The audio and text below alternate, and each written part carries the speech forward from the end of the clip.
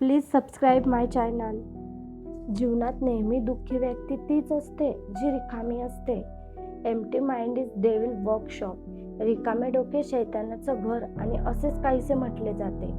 बघा ना, आयुष्यात जी व्यक्ती कायम स्वतःला कशात ना कशात गुंतवून ठेवते, जी पोटासाठी कुटुंबाकरिता काम करून मिळवत असते, शिवाय आपले छंद जोपासत असते, अडीअडचणींना आपल्या लोकांना मदत करत असते, नवीन काही शिकत असते, रात्री झोपेचे काही तास सोडल्यास ती सतत कार्यरत असते, अशा व्यक्तीला इतर कोणत्या गोष्टीचे विचार करायला, फुकट वेळ घालवण्यासाठी सुद्धा वेळ नसतो.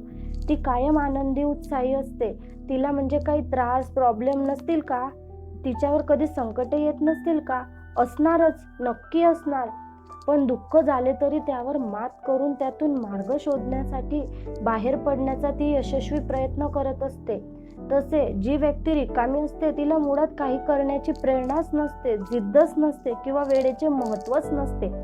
आपल्याकडे वेळच नाही, करू काम, आता नाही तर नंतर करू असे म्हणून ती वेळ काढत असते आणि हातात आलेली चांगली संधी अनेक वेळा गमावून बसते. आणि मग माझेच नशीब फुटके, मीच कमनशिबी, माझ्याच वाट्याला सगळे दुःख असे म्हणून अजूनच निराश होत असते. एक साधू महाराज असतात. त्यांचा एक शिष्य असाच असतो. त्याला वेळेचे महत्त्व नसते, रिकामपणामधून वेळच नसतो, सतत आपल्या नशिबाला बोल लावून दुःखी होत असतो.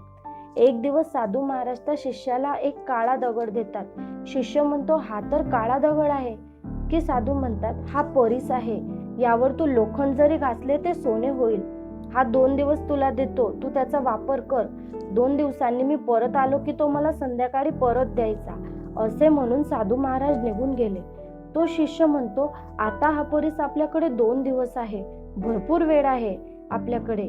आपण भरपूर लोखंड घेऊन येऊ आणि त्याचे सोने करू, ते बाजारात विकू, त्यातून आपल्याला भरपूर पैसा मिळेल, आपण श्रीमंत होऊ, आपली सगळी दुःखे दूर होतील.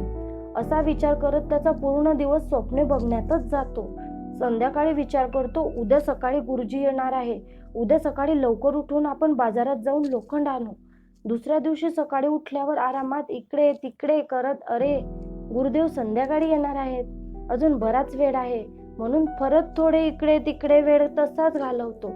मग विचार करतो, आता भूक लागली आहे, जेवण करून जाऊ असे म्हणतो. बरं, जेवल्यावर त्याला असते झोपायची सवय. तो झोपतो. त्याला इतकी गाढ झोप लागते, जेव्हा त्याला जाग येते तेव्हा जवळपास संध्याकाळ व्हायला आलेली असते. तो गडबडीने आवरून लोखंड घेऊन येण्याकरता बाजारात जायला निघतो. तोच गुरुदेव समोरून येतात. गुरुदेव त्याला दिसतात. त्याला म्हणतात, 2 दिवस झाले, आता संध्याकाळही झाली, माझा परीस मला दे. तेव्हा त्या शिष्याला परत जाणीव होते.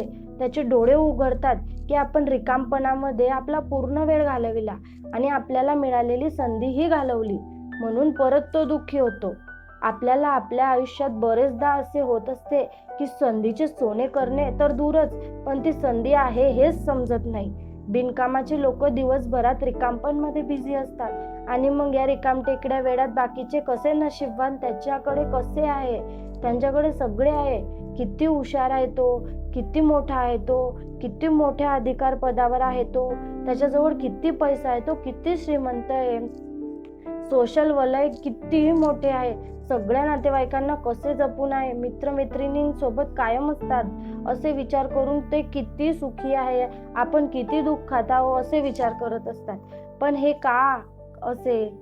तर हे सगळे कमवण्याकरता त्या समोरच्या व्यक्तींची रात्रदिवसची मेहनत असते, कष्ट असते. तो स्वतःला वेळ देत नाही, तेव्हा तो कामात व्यस्त असतो.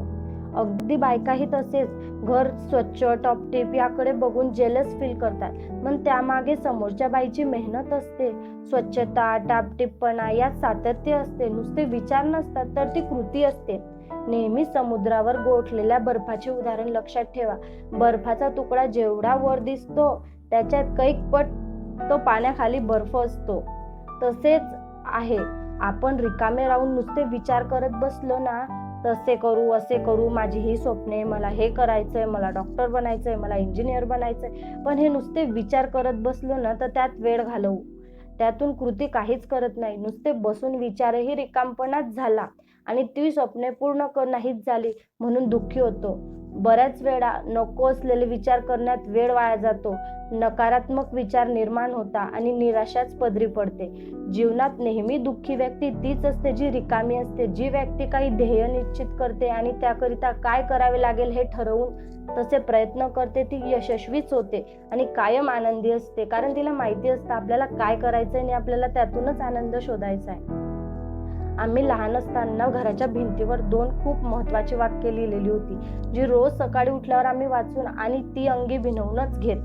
सकाळी लवकर उठत होतो तरी कधी उठण्याचा कंटाळा नाही आला, आळस नाही आला, कारण हे 2 सुविचार आम्हाला कधीच आळस काय पण रिकामेही ठेवू देत नव्हती.